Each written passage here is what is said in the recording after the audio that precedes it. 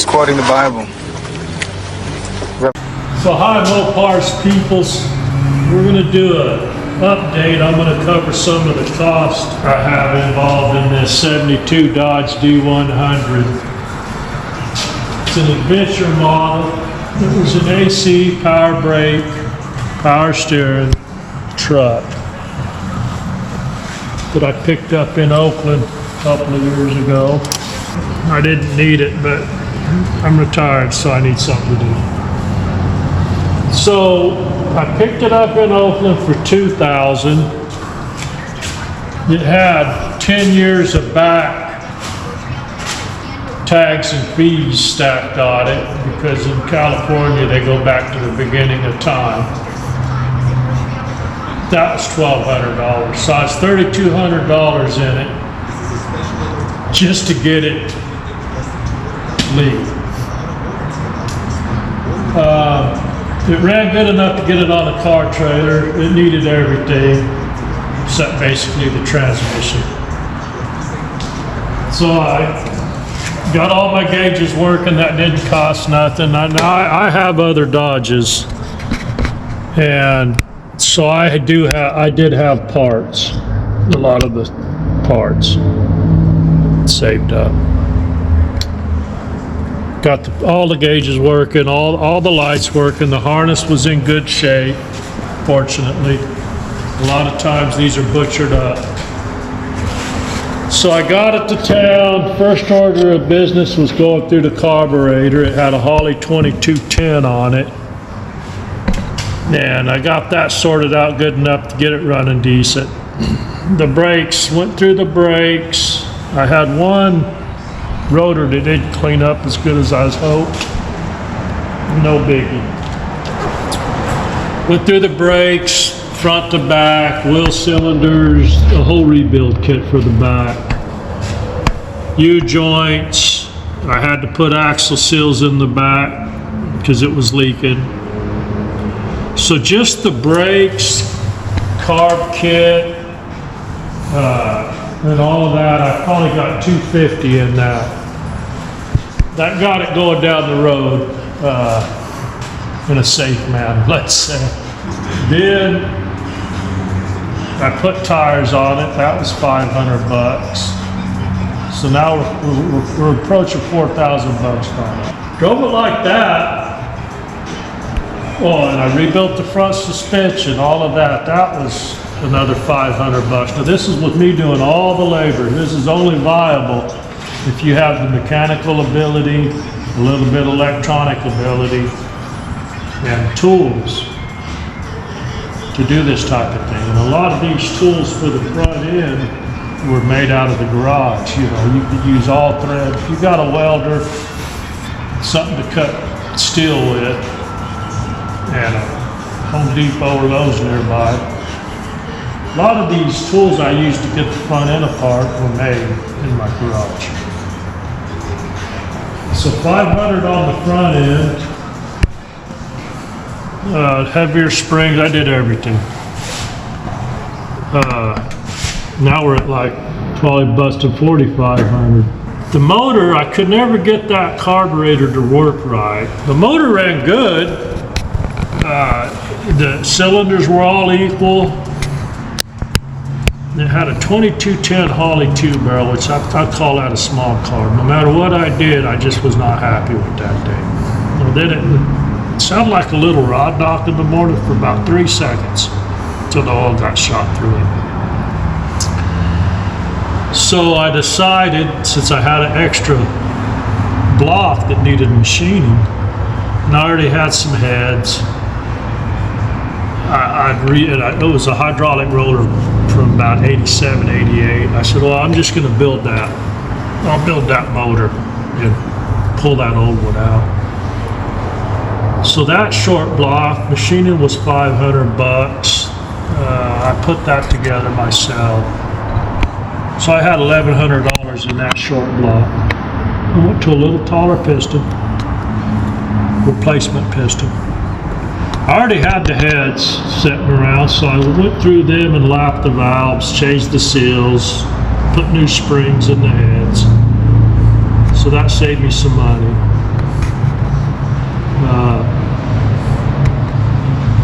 And I had a lot of the gaskets, just this extra stuff I wired, you know, like the ignitions, electronic. I had all of that over the years. I had the intake manifold aluminum Edelbrock, and I bought this small 4-barrel 500 CFM carb. Once I did all that, boy, the motor runs real good. I mean, it's consistent, has good power, no complaints with that setup. I'm guessing I'm probably $5,500 into this. And a lot of the little stuff I already had. I mean, it's got new hoses on it everywhere.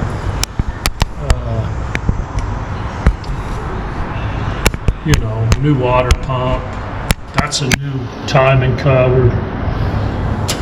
You know, stuff like that. Old alternator? It's got the original, well, it's got the alternator it came with. It's still got the battery it came with. That's good. It has the wrong radiator, which isn't a big deal. Fan? This is, this fan I have.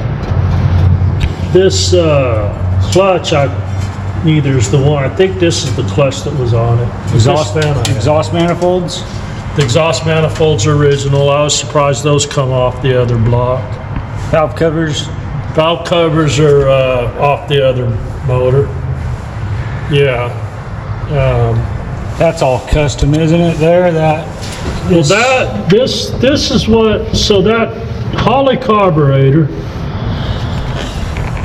it was like the fuel was migrating overnight. So when you go out in the morning to fire it off, it was like it didn't have any fuel in the float bowl.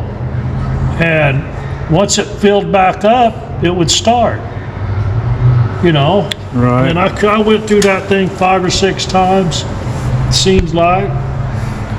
Scratching my head. Because you'd come out in the morning and it'd have a real weak pump shot. And then once it ran during the day, you didn't have any issues. It had all the pump shot in the world. So what I did was I put that in, and I'd come out in the morning to hit this switch. It'd fill the fuel bowl off. I'd turn the switch off and run off the mechanical. It's teed in. It's teed in. That's why all this looks like that. Okay.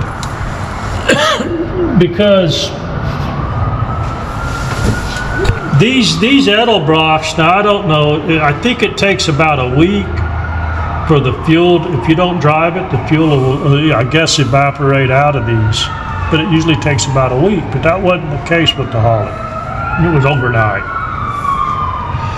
Since going to this setup, I don't even use this. Of course, I drive this truck every couple of days. I've never had to use this. This is handy though, if you got a car or a truck like this that sets for 3 or 4 weeks at a time, to have that. Then you're not laying into your starter for a minute and a half till the fuel gets pumped back up there. You can come out and hit that. You can prime it? You can prime it in, you know, 4 or 5 seconds, and you know. What do we got going on over here? Those were the old AC. Oh, it's AC. This is an AC truck. Those are old AC. This is AC here? No, that's just a vent hose that runs up to the cowl that's missing for the heater. Use the stock coil? That's a coil, isn't it? Yeah, that's just a stock coil. I moved it up there to get it off the intake manifold, because on the small block Chryslers it mounts down on the manifold there and it gets in the way of messing with the distributor. So I moved mine up out of the way so you can adjust that distributor around if you need to. Okay. So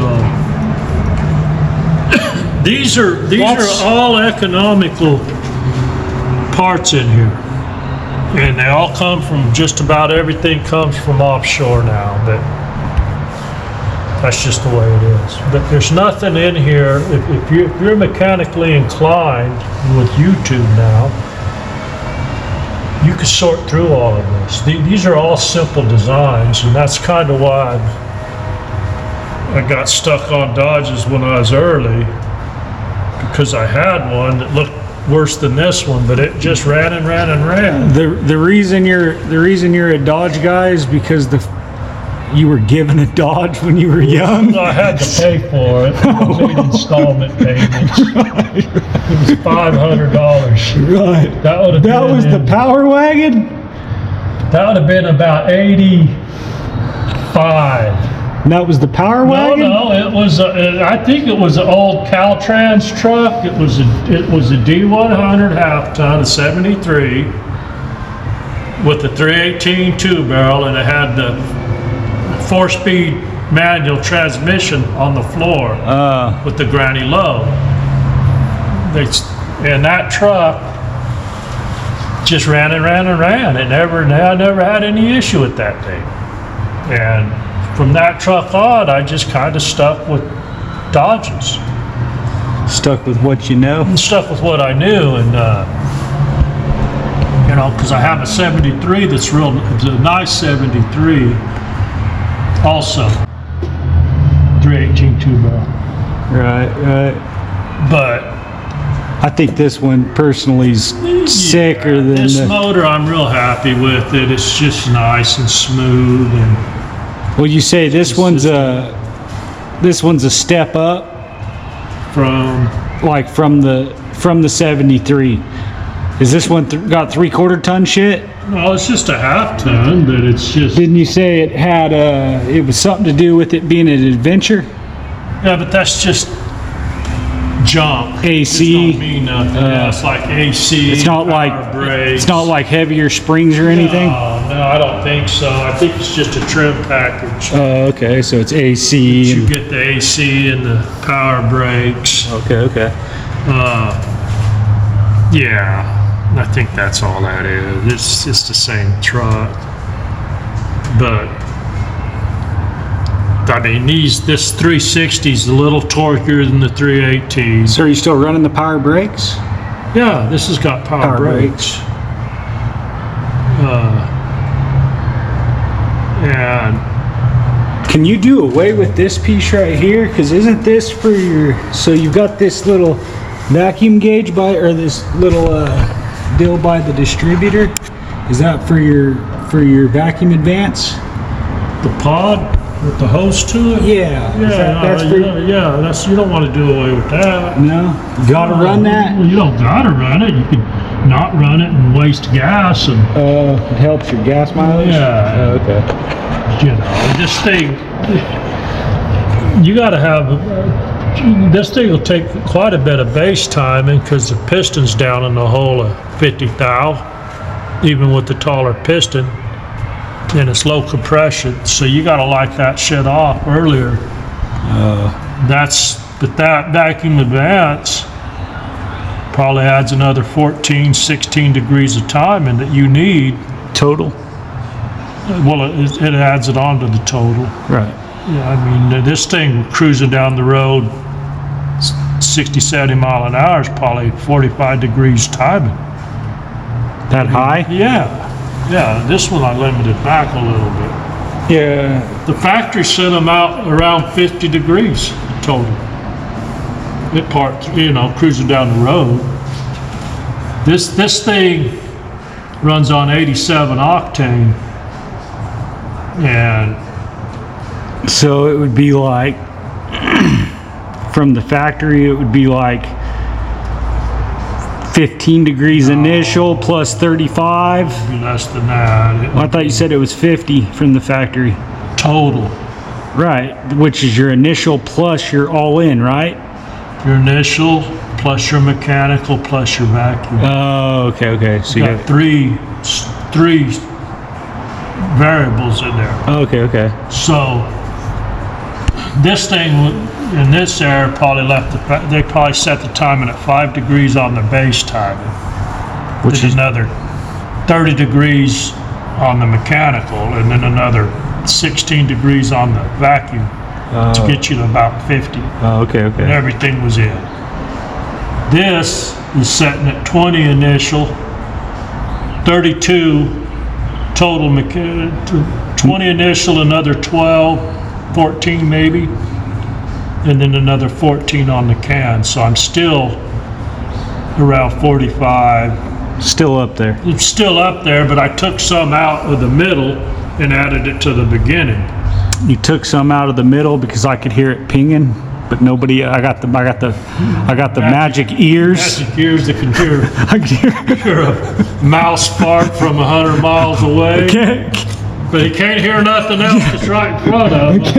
Can't hear him say take the trash out or do the dishes. I can't hear nothing. Hear him when he says mow the lawn or something. But yeah, so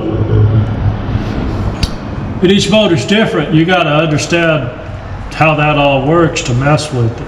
Right. Because the car is a higher compression motor. It's probably sitting at 14 initial, 12. Right, but it's like 9-to-1, where this is like 8-to-1, I mean, or 8.5-to-1 maybe. This one might be 8.5 to 1. No, it's probably 8.5 to 1. At the most. This one's got a tighter cylinder head on it. This one's 9-to-1 at the most. I'd have to math it out, maybe a bump more. I don't know. Yeah, 9.2-to-1 I or know something. this one's 160 psi. What was when you built mine? What was my Yours motor? was too much because we had to take too much time it out. It ripped though. Well, yeah, but you had the tallest piston in that one. So, you know, this one I run premium in because it needs it. Right. But this one makes a lot more power than that one. Yeah. Just mainly the cylinder heads, right? Yeah, a lot of it's compression. Well, a little more.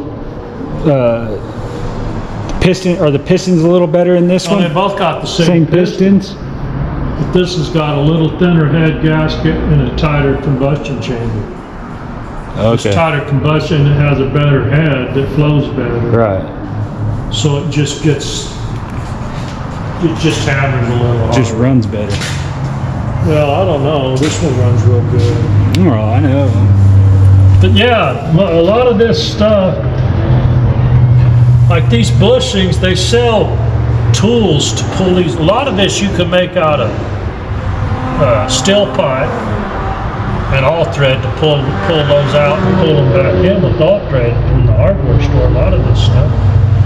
I got a tool I made to separate the ball joints.